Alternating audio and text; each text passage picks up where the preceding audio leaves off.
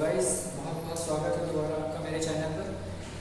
और जैसे मैंने पिछली वीडियो में कहा था, इस बार मैं अपनी स्ट्रैटेजी शेयर करूँगा, तो मैं अपनी स्ट्रैटेजी शेयर करने आया हूँ आप लोगों के साथ। अगर इसमें से आपको कोई भी पॉइंट अच्छा लगता है उसको अपनी स्ट्रैटेजी में इनबिल्ट करिए और उसको यूज़ करिए ताकि आपका सिलेक्शन बहुत जल्दी हो सके। बेसिक सी चीज़ है कि सबको पहली चीज़ सिलेबस पता होना चाहिए ना। अगर सिलेबस नहीं पता होगा तो किस डायरेक्शन में तैयारी कर रहे हैं नहीं पता होगा।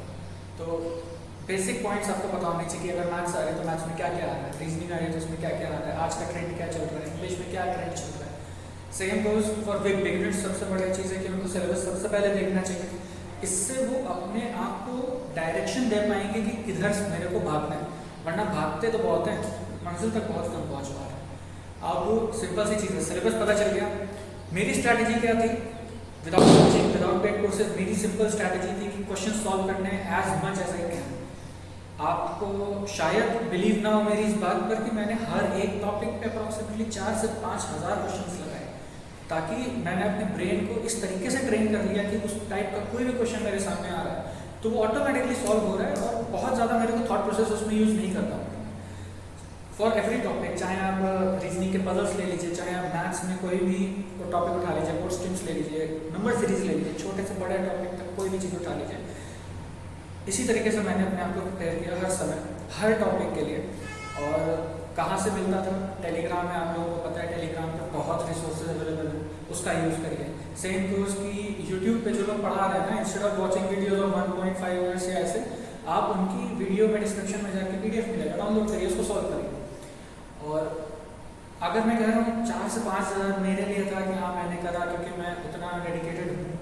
आई think 1500 questions are enough to build that momentum कि आपको कोई भी अगर क्वेश्चन दिख रहा है तो वो ऑटोमेटिकली सॉल्व होगा। अब जैसे बिगनर्स है ना, जो पहली बार प्रिपेयर कर रहे हैं, जो पहली बार पेपर देने जाएंगे, उनके लिए सबसे अच्छी चीज़ इसलिए है कि पेपर के टाइम में जो कॉन्फिडेंस चाहिए होता है वो इस चीज़ से ऑटोमेटिकली बिल्ड होगा, बिकॉज क्वेश्चन उन्हें आते हैं, उन्होंने सारे क्वेश्चन देखे होंगे।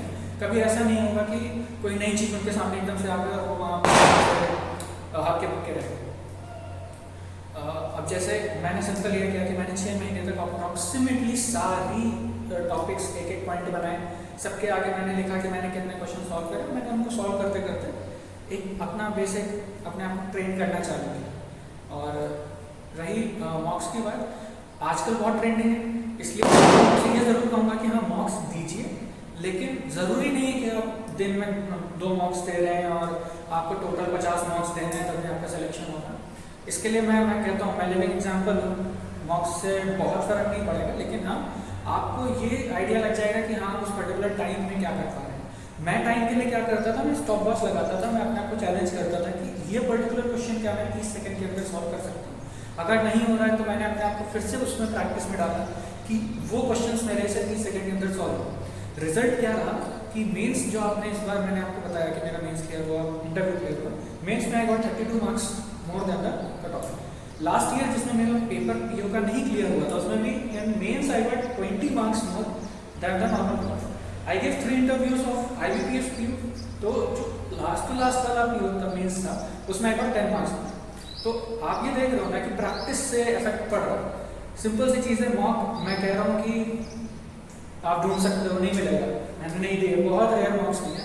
तो इसलिए आप क्या करोगे ना कि मॉक दो, पेपर से थोड़ा टाइम पहले एक मॉक उठाया, दे दिया, लेकिन ये नहीं कि मॉक दे दिया नंबर देख लिए हो गया। एनालिसिस खोलिए, एनालिसिस खोल के ये देखिए कि उसमें जो जो क्वेश्चंस आपने सही किए हैं क्या वो उसी तरीके से मतलब सबसे कम समय में हो सकते हैं जैसे आपने किए, क्योंकि सोल्यूशंस मिलते हैं। सोल्यूशंस में आप देखो कि क्या वही सोल्यूशन है जो आपने जैसे यूज़ करा है, या आप वाला ज़्यादा फास्ट है, या जो ये दिया है ज़्यादा फास्ट है।